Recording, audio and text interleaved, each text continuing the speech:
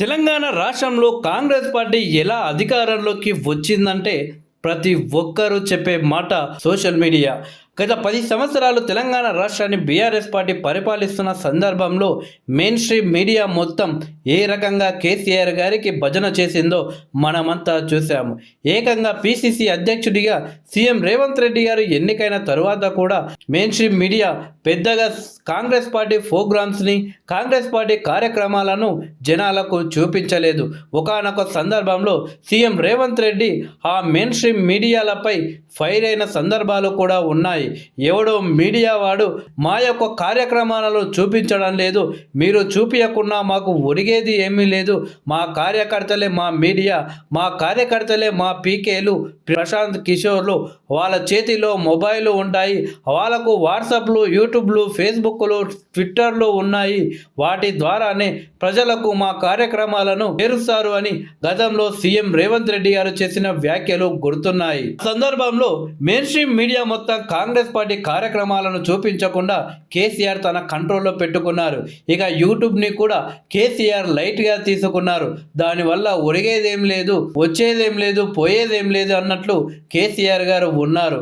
అయితే ఆ తర్వాత కేసీఆర్ని ఆ యూట్యూబ్, ఆ సోషల్ మీడియానే ముంచడం జరిగింది. ఏ రకంగా సోషల్ మీడియా కేసీఆర్ పై పోరాటం చేసిందో మనమంతా చూసాము. అయితే సోషల్ మీడియా ద్వారా కాంగ్రెస్ పార్టీ అధికారంలోకి వచ్చింది. ముఖ్యమంత్రిగా రేవంత్ రెడ్డి గారు బాధ్యతలు తీసుకున్నారు. కానీ కేసీఆర్ బాటలోనే ఆయన ప్రయాణిస్తున్నట్లు తెలుస్తుంది.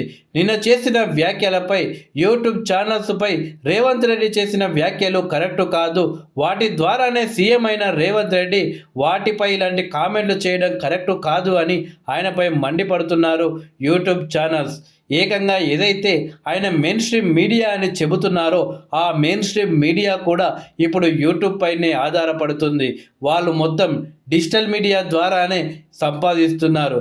వాళ్ళ పత్రికలు కూడా ఎవరు వేయించుకోవడం లేదు, ఎవరు చదవడం లేదు. వాళ్ళ పత్రికలు కూడా ఇప్పుడు డిజిటల్ పత్రికలుగా మారిపోయాయి. అనవసరంగా ఇన్నాళ్ళు బీఆర్ఎస్ పార్టీతో అంటికట్టి ఉన్న ఆ జర్నలిస్టులకు రేవంత్ రెడ్డి పెద్దపీట అనవసరంగా వేస్తున్నారు అని అభిప్రాయపడుతున్నారు చాలా మంది ఇండిపెండెంట్ జర్నలిస్టులు. కాంగ్రెస్ పార్టీ అధికారంలోకి రావాలి, బీఆర్ఎస్ పార్టీ ఓడిపోవాలి అని మేము ఎంతగానో పోరాటం చేస్తే మమ్మల్ని పక్కకు పెట్టి అనవసరంగా బీఆర్ఎస్ తో ఉన్న ఆ పాత్రికేయులను రేవంత్ రెడ్డి దగ్గర తీస్తున్నారు అని వాపోతున్నారు. కేవలం బీఆర్ఎస్ పార్టీకి సంబంధించిన కొన్ని యూట్యూబ్ ఛానల్స్, అలాగే బీఆర్ఎస్ పార్టీ నేతలు పెట్టించిన యూట్యూబ్ ఛానల్స్ పై రేవంత్ రెడ్డి ఇలాంటి వ్యాఖ్యలు చేస్తే బాగుండేది.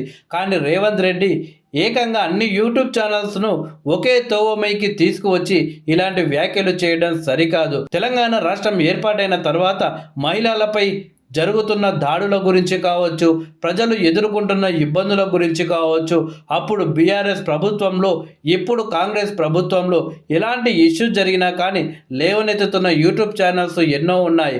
కేవలం బీఆర్ఎస్ పార్టీ ఇస్తున్న డబ్బులకు ఆశపడి పనిచేస్తున్న యూట్యూబ్ ఛానల్స్పై రేవంత్ రెడ్డి అలాంటి వ్యాఖ్యలు చేస్తే బాగుండు. కానీ ఇలా అన్ని యూట్యూబ్ ఛానల్స్ని ఇలా ఒకే తాటిపైకి తెచ్చి ఇలాంటి వ్యాఖ్యలు చేయడం కరెక్ట్ కాదు అంటున్నారు కొందరు ఇండిపెండెంట్ పాత్రికేయులు. ఆఖరికి ఏదైతే మెయిన్ స్ట్రీమ్ మీడియా అని రేవంత్ రెడ్డి గారు అంటున్నారో ఆ మీడియా కూడా టీవీ ఛానల్స్ పెట్టుకొని ఎవరు చూడడం లేదు. టీవీలో కూడా ఇంటర్నెట్ వచ్చేసింది.